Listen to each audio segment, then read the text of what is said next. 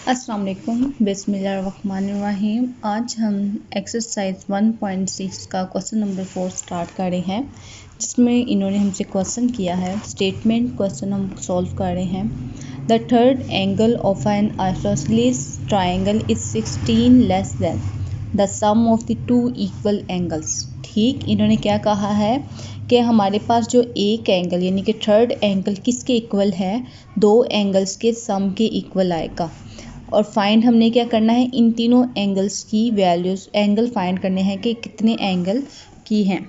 अब उर्दू में स्टेटमेंट है कि एक मुसाविल साकीन मुसल्लस का तीसरा ज़ाविया बाकी दो बराबर ज़ावियों के मजमूए से 16 डिग्री कम है।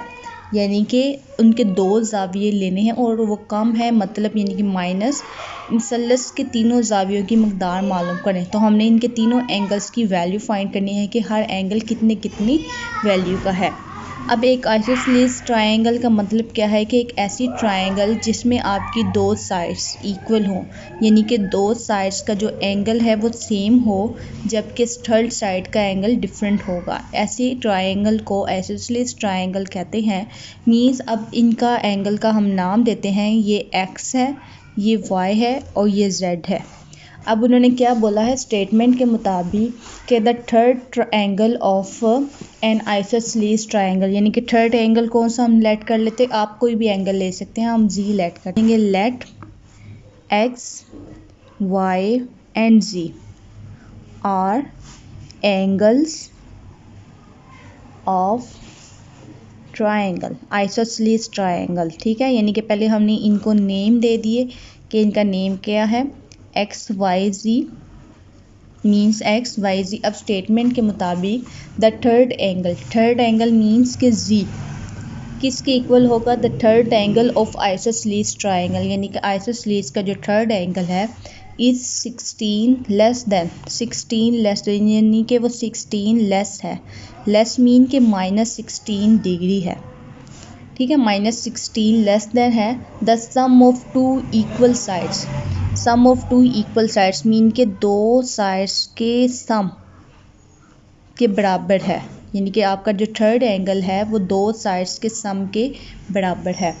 अब देखें यहाँ इक्वल एंगल यानी कि ये दोनों सेम होंगे, यानी कि आपका जो x और y ये सेम होगा। अगर हम y को बोलें कि ये भी x है, मीन्स कि अगर हम इन दोनों का नेम x रख दें, ये भी x हो जाएगा, ये भी x, क्योंकि उन्होंने खुद कहा है कि टू इक्वल एंगल्स। तो मीन्स यहाँ जब हम y की जगह यहाँ x को पुट करेंगे, x प्लस x -16, तो वो क्या इक्वेशन बन जाएगी, x में जब x ऐड करेंगे तो हो जाएगा 2x -16, यानी कि हमें जो एक इक्वेशन मिली है वो है z equal to 2x -16 degree. ये सारा स्टेटमेंट पे डिपेंड है कि स्टेटमेंट में उन्होंने क्या बोला और कैसे, ये आपने समझने की कोशिश करनी है। इसके बाद अब हमें पता है कि एक ट्रायंगल के सम एंगल्स का जो सम होता है वो किसके इक्वल होता है, 180 डिग्री के। ये आपको पता है कि एक ट्रायंगल के सब एंगल्स का जब हम सम करते हैं तो वो 180 डिग्री के इक्वल आता है। अब हमें पता है कि हमारा जो y है वो सेम है, इसलिए हमने y को x का, तो हम यहाँ भी पुट करेंगे y की जगह x को, तो हमारी जो इक्वेशन बन जाएगी वो बन जाएगी 2x plus z equal to 180 degree.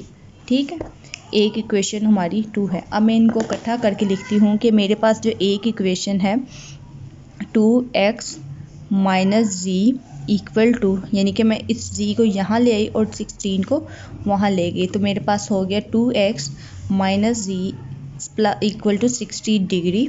और सेकंड इक्वेशन मेरे पास क्या थी, 2x plus z equal to 180 degree. Means कि मेरे पास दो इक्वेशंस आ गई। जैसे हमने सेम क्वेश्चन नंबर 1 सॉल्व किया था, इसी मेथड से हमने इन क्वेश्चंस को भी सॉल्व करना है। ये मेरे पास एज अ वन क्वेश्चन, जिस तरह हमारा क्वेश्चन नंबर 1 था सेम उसी तरह का आ गया है। आगे से आप इजीली खुद सॉल्व कर लेंगे, जैसे कि उसमें हमने क्रैमर रूल यूज़ किया था, इन्वर्जन मेथड यूज़ किया था। इसी तरह यहाँ भी हम दोनों मेथड्स को अप्लाई करेंगे। पहले इसे मैट्रिक्स में कन्वर्ट करेंगे, फिर डिटर्मिनेंट लेंगे, फार्मूला लगा लेंगे और पुट करके एक्स और जी की वैल्यूज़ को पुट कर लेंगे। एक दफ़ा फिर अगर समझ लें आप, उन्होंने कहा है कि आइसोसेलेस ट्रायंगल ऐसी ट्रायंगल को कहते हैं जिसमें आपके दो एंगल सेम होते हैं, यानी कि एक जैसे होते हैं।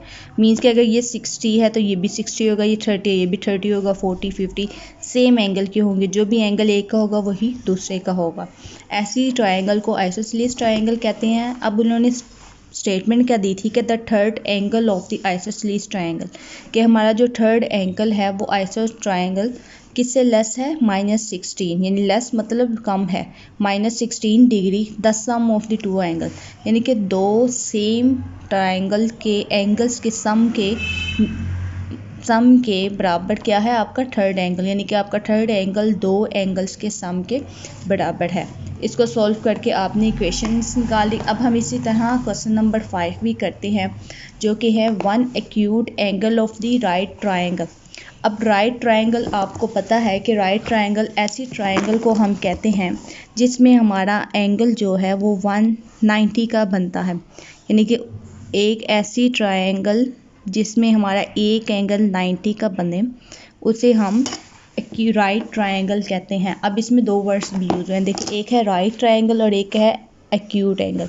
अब एक्यूट एंगल ऐसे एंगल को कहते हैं जिसमें आपका जो एंगल बनेगा वो आपका 90 से लेस देन होगा, यानी कि लेस देन 90, यानी कि ऐसी ट्रायंगल जिसमें उनके एंगल्स 90 से लेस होंगे। मींस कि देखिए ये 90 का एंगल है तो ऑब्वियसली ये जो आपके बाकी दो एंगल हैं ये 90 से कम होंगे। क्यों? क्योंकि हमें पता है कि इन सब का सम किसके इक्वल आना चाहिए था, 180 के। अब ये तो 90 हो गया, अब बाकी रिमेनिंग हमारे पास कितना एंगल बच गया, 90। अब उस 90 को हमने इन दोनों में डिवाइड करना है, यानी कि अगर ये 30 कर लेते हैं तो ये भी 30 मीन्स लेस है, मीन्स कि ये आपका एक्यूट एंगल है। ठीक है, ये आपका एक्यूट एंगल हो गया और ये right triangle. One acute angle of the right triangle is 12 more than the twice of other acute angle. Means के एक एंगल, कोई भी आप एंगल ले लें, इसका नाम रख ले एक्स और वाई। ठीक है, उन्होंने इक्वल नहीं कहा, उन्होंने डिफरेंट, अगर इक्वल कहते तो हम सेम नेम रखते। अब इन्होंने वाई, यानी कि मैं कहती हूँ कि हमारा जो एक्स है the one acute angle, means कि हमारा one acute angle of the right triangle is 12 more than means कि ऐड होगा 12 मोर देन द ट्वाइस मीन होता है 2 twice angle of the other acute angle. एक एंगल हमने लिया x, तो अदर हमारा कौन सा है, y। और दूसरी बात इन्होंने ट्वाइस का है, ट्वाइस का मीन्स 2। आप समझे कि वन एक्यूट एंगल, एक आपका acute angle of the right triangle is more than मीन ऐड होगा, more than the twice the other acute angle. ठीक है, अदर एंगल का ट्वाइस, यानी कि जो अदर एंगल है उसको हमने 2 टाइम्स लिखना है। ये हमारे पास इक्वेशन आ गई, इसको अरेंज करके यानी कि एक तरफ हम वेरिएबल लिख देते हैं और एक तरफ वैल्यूज़ को लिख देंगे, तो हमारे पास जो इक्वेशन बनेगी इसको नाम देंगे 1। इसी तरह हमारा जो सम ऑफ द एंगल्स किसके इक्वल होता है, मीन्स कि हमारे पास एंगल्स क्या हैं, एक्स वाई प्लस, और थर्ड एंगल कौन सा है, 90 which is equal to 180 degree. इसको जब हम सॉल्व करेंगे, यानी कि हम 90 को वहाँ लेके जाते हैं, तो हमारे पास क्या बच जाता है, x plus y equal to 90 degree. ये हमारी इक्वेशन 2 हो गई। ठीक, हमें ये पता है 90 डिग्री है। आप इसको नेम भी दे सकते हैं कि ये z है। ठीक है, यहाँ z लिख के अब हम इन दोनों इक्वेशंस को अरेंज करके एक ही सेट बना लेते हैं, जो कि हो जाएगा -12। इसके बाद आ गया x plus y equal to 90 degree. ये हमारे पास आ गया क्वेश्चन। देखें हमारे पास ये बन गया लीनियर इक्वेशंस का एक सिस्टम बन गया, जिसमें 2 इक्वेशंस हमने दी हैं। इन्हीं इक्वेशंस को यूज़ करेंगे हम और क्रैमर रूल और इन्वर्जन मेथड को सॉल्व करेंगे और आपका आंसर आ जाएगा। जैसे हमने क्वेश्चन नंबर 1 को सॉल्व किया, सेम उसी मेथड से आपने इन क्वेश्चंस को भी सॉल्व करना है। अगर तो आपको सॉल्व ना हो तो आप मुझे बता सकते हैं और मैं फिर आपको सॉल्व करके बता दूँगी। अब नेक्स्ट क्वेश्चन है क्वेश्चन नंबर 6। अब हम लास्ट क्वेश्चन जो कि 1.6 का है वो है कि 2 cars that are 6 kilometre apart from moving towards each other, कि हमारे पास 2 कार्स हैं जो एक दूसरे की मुखालफ सीमत में सफ़र कर रही हैं। मीन्स कि अगर ये इस डायरेक्शन में मूव कर रही है तो दूसरी इसके अपोजिट डायरेक्शन यानी कि इसमें मूव करेगी, एक दूसरे के अपोजिट जाएंगी। ठीक हो गया, यानी कि इस तरह एक दूसरे के अपोजिट डायरेक्शन में मूव कर रही है। नेक्स्ट लाइन है कितना उनके बीच में डिफरेंस कितना है 6 किलोमीटर का, यानी कि हमारे पास 2 कार्स हैं। हमने लेट द स्पीड ऑफ, हमने क्या किया है let speed of first car, यानी कि हमने जो फर्स्ट कार है उसको लेट किया वो क्या है x, यानी कि हमने इसको नाम दे दिया x, और इसी तरह हमने इसको नाम दे दिया y, यानी कि स्पीड ऑफ सेकंड कार क्या है y। उन्होंने क्या कहा है कि 2 cars that are 600 kilometre apart from moving towards each other, their speeds differ, यानी कि डिफरेंस उनके बीच कितना है बाय 6 किलोमीटर पर आवर। उन दोनों कार्स के दरमियान डिफरेंस मीन कि उन दोनों का माइनस कितना है 6 किलोमीटर का। अब उन्होंने कहा per hour and the car are per 23 kilometre, जब 6 किलोमीटर का उनमें फ़र्क है तो जब आफ्टर 4 1/2 आवर्स के 4 1/2 4 1/2 के बाद उनके दरमियान डिफरेंस कितना है गया 123। मीन्स कि 2 कारें सफर के दौरान एक दूसरे से 6 किलोमीटर के फासले पर हैं, एक दूसरे की मुखालिफ सीमत में। अगर इनकी रफ्तार में 6 किलोमीटर घंटे का फर्क हो तो 4 1/2 के सफर के बाद इनके दरमियान 123 फासला रह जाएगा। ठीक है, तो हर कार की रफ्तार, तो each car speed of the each car, तो हमें क्या फाइंड करना है इनकी अकेली स्पीड कितनी होगी कि वो एक दूसरे से इतने फासले पर है। पहला तो हमें इक्वेशन मिल गई जो कि है इक्वेशन 1। अब हमें सेकंड इक्वेशन चाहिए। हमें एक फार्मूला पता है कि डिस्टेंस जो कि इक्वल है speed multiply by time, means के फासला बराबर है स्पीड मल्टीप्लाई बाय वक्त के।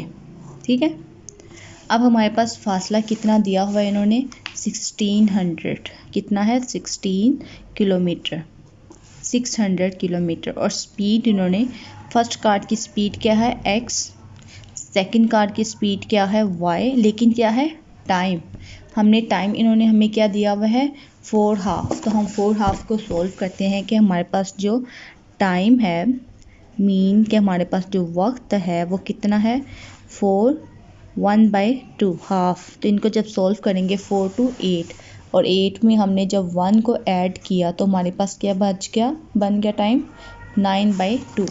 अब 9/2 को इस फार्मूले में लिखेंगे, यानी कि हमारे पास कितनी कार्स हैं 2, तो 2 टाइम्स हम लिखेंगे स्पीड x होगी और टाइम हमारे पास क्या था 9/2। इसी तरह दूसरी कार भी y मल्टीप्लाई बाय 9/2, इनके दरमियान में सम का आएगा, और इनके दरमियान में जो डिफरेंस था वो कितना रह गया था 1 2 23। इसको जब मैं सॉल्व करूँगी, देखें सॉल्व करने के बाद 9/2 x प्लस 9/2 y, 123 को मैं इस तरफ ले आऊँगी 77। ठीक, इनमें से मैं 9/2 को कॉमन ले लूँगी जो कि x प्लस y है। इसके बाद मैं इसको 2 से बोथ साइड मल्टीप्लाई कर देती हूँ। मीन्स कि जब मैंने 2 से मल्टीप्लाई किया बोथ साइड तो मेरे पास जो आंसर हुआ ये कट गया, मल्टीप्लाई किया मैंने बोथ साइड। हम लिखेंगे भी के मल्टीप्लाई बाय 2 बोथ साइड्स। ठीक हो गया, तो मेरे पास बाकी क्या बन गया x plus y equal to 4 7 7 multiply by 2। अब मैं इनके दोनों तरफ क्या करूँगी, मैं 9 से डिवाइड कर दूँगी, डिवाइडेड बाय 9 बोथ साइड। ठीक हो गया, बोथ साइड्स 9 से डिवाइड करने के बाद मेरे पास जो सॉल्यूशन आंसर बच रहा है वो है 8।